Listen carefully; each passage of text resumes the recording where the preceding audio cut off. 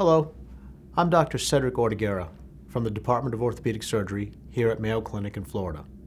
My colleague, Dr. Courtney Sherman, and I will answer some of the frequently asked questions regarding recovery at home after your hip or knee replacement surgery. I'll begin with the topics of wound care, showering and bathing, TED hose, weight bearing, and driving.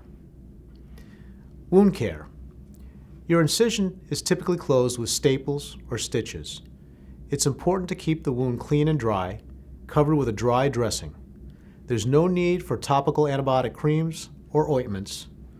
The staples or stitches are typically removed about 10 to 14 days after surgery. This can be performed by a visiting nurse if you're at home, a nurse at your rehabilitation center, or someone in our orthopedic office. Showering and bathing. You may shower once you have left the hospital. We ask that you avoid bathing and swimming until 5 days after your staples or stitches are removed, assuming there's no drainage from your wound. If you have any questions about this or concerns about your wound at any time, we want you to call our office. TED hose. After surgery, you will be wearing compression stockings while in the hospital. This is to reduce swelling, improve circulation, and reduce the risk of blood clots. We realize that these can be difficult to put on, so once you've left the hospital, you may stop using them if it's too difficult. Minor swelling in the leg is common, but if you feel that your leg is more swollen than it was in the hospital, please call our office. Weight bearing.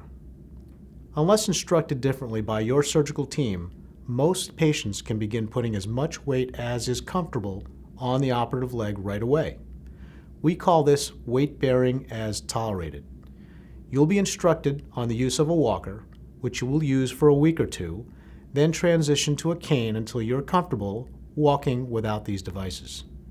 Driving. Many patients want to know when they can return to driving. In general, you may drive when you are off of your narcotic pain medication during the day and using a cane. It's important that you feel safe when you're controlling your vehicle. Hello, I am Dr. Courtney Sherman, also from the Department of Orthopedic Surgery at Mayo Clinic in Florida.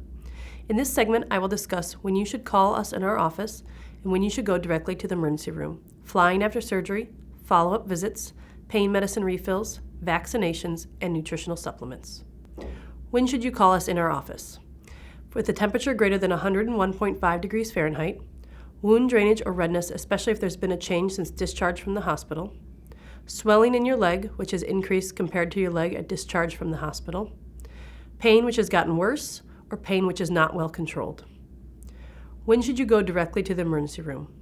For chest pain or shortness of breath. When can you fly after surgery? Because of the small risk of blood clot, we prefer you not to fly for the first 3 months after surgery. We understand that this is not always possible due to family and job commitments. We strongly urge you to not fly for the first 8 weeks after surgery.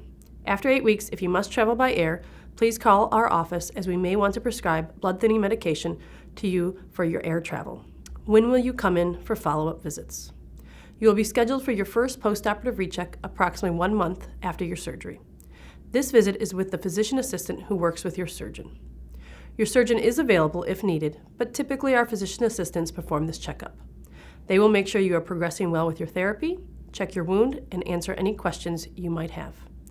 If there is a question they cannot answer, they will reach out to your surgeon. Your next visit will be at 3 months following your surgery.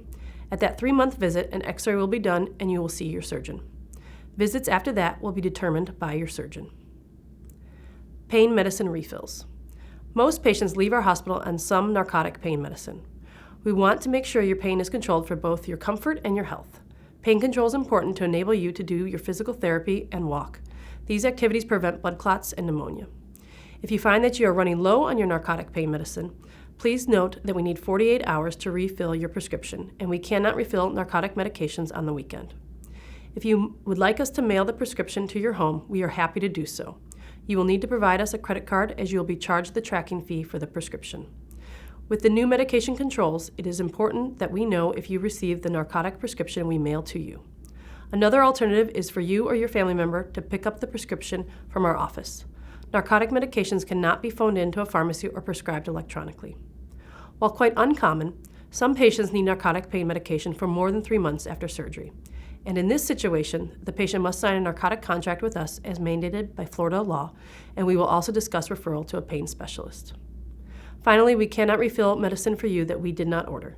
So if you're going to run low on your blood pressure medication, etc., please contact your doctor who treats you for that condition.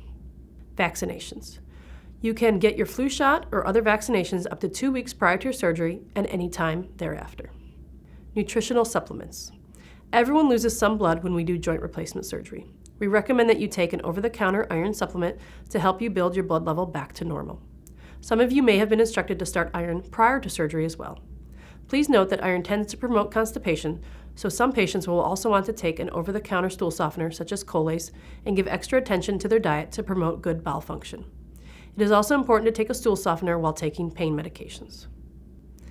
Thank you, and we wish you well as you recover from your total joint replacement.